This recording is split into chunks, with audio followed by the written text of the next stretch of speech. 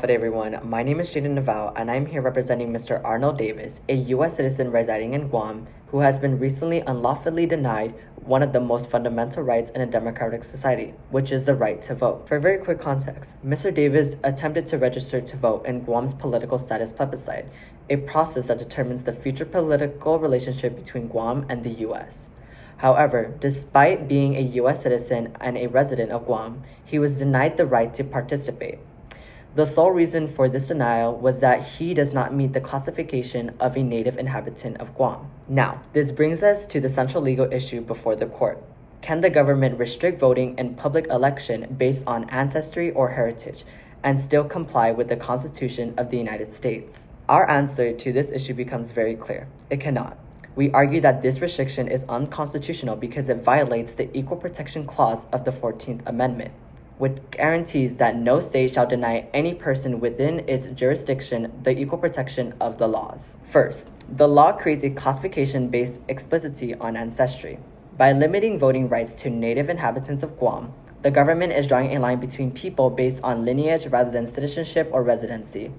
The U.S. Supreme Court has consistently held that classifications based on race or ancestry are highly suspect and must meet the strictest level of judicial scrutiny.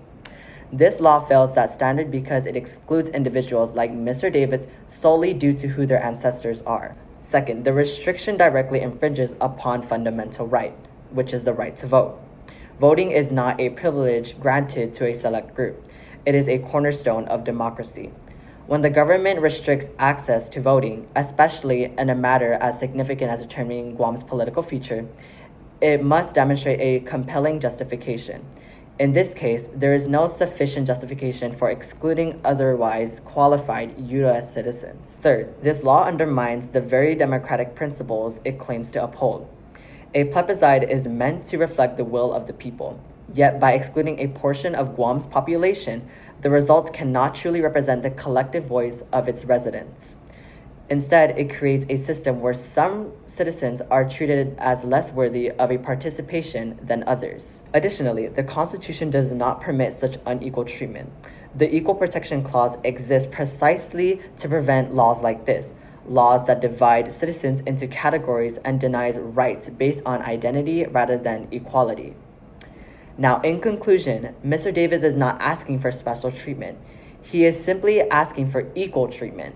He seeks only the right to participate in a decision that affects his home, his community, and his future.